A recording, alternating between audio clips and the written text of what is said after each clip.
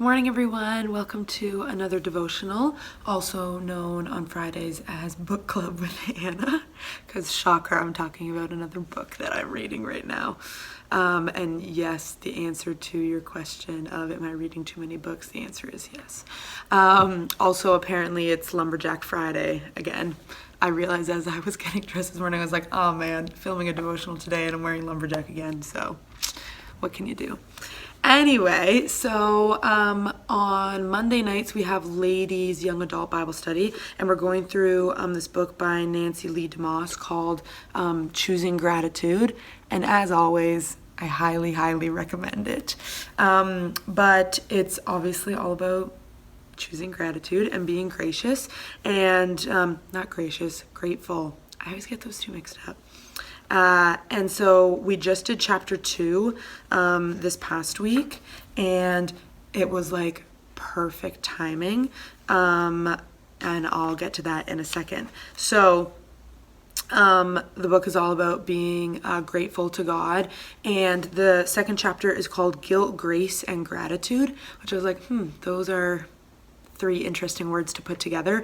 But the whole chapter is about how our guilt over our sin leads us to understanding God's grace, which should naturally lead us to being grateful. Because I've talked about it before, this whole journey of grace that I'm on right now, of figuring out what it is, and we just have so much to be thankful for, and God's grace alone should bring us to our knees before him. But the very beginning of the chapter, Nancy says this: "It is one of the holiest moments any of us spend in the average week, month, or year."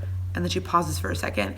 And as I was reading this, what was going through my brain was, I have no idea where she's going with this. Like, she's saying one of the holiest moments any of us spend in the average week, month, or year. And I'm like, what is this holiest moment? Like, I have no idea where she's going with this. And then she said, when we come to the table of the Lord to partake of the symbols of his body and his blood. And I was like, wow, not in a million years would I have guessed that that's what she was going to be talking about. And so the beginning of this chapter talks about communion and how it is such it should be an amazing moment where we come before God and are so grateful for the grace that he showed us through Jesus' death on the cross.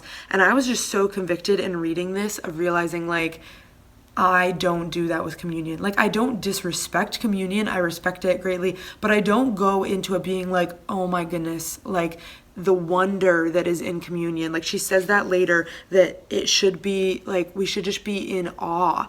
And yet I'm not. I tend to just be like, oh, it's communion today. Like, I kind of forgot about it. And then I go and I do it and I move on and don't think about it a whole lot. When in reality, if we really think about what it is that we're celebrating in that moment, is the fact that Jesus was willing to sacrifice his own perfect life in replacement of ours. Like, we should have been the one to die, and we don't deserve that grace that he gave to us. And so the guilt that we feel over our sin leads to God's amazing free grace, which should naturally lead to our gratitude.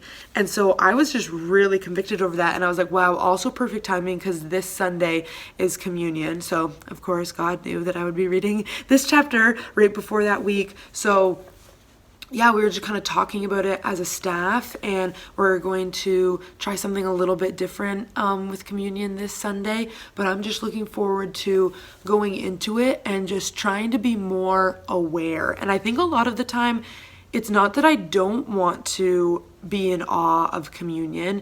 It's just that I was unaware of it, and this book made me aware, and it made me realize, like, oh, Anna, this is a big deal. Like, this is an amazing thing. And someone pointed out to me as well that it shouldn't just be at communion that we remember the Lord's death. Like, it should be in the forefront of our brain all the time, because it's the reason that we are here, breathing, living, doing whatever it is that we're doing. But in that moment of communion, it is a corporate time for us all to just reflect on what it is that Jesus did for us, and just to go before him and ask for forgiveness of the things that he died for, and just to thank him and be grateful for this amazing gift that he has given to us.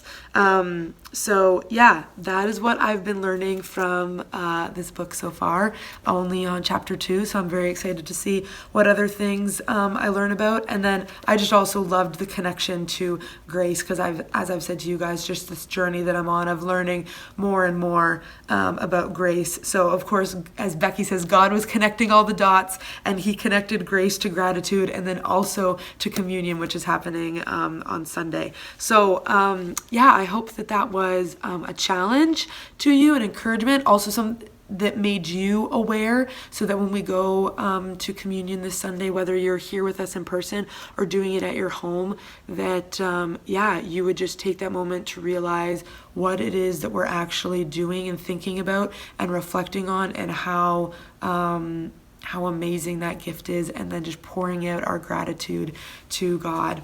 So thanks again for joining us. We'll see what book I'm talking about next week. And I hope to see you guys on Sunday. Have a great weekend. Bye, guys.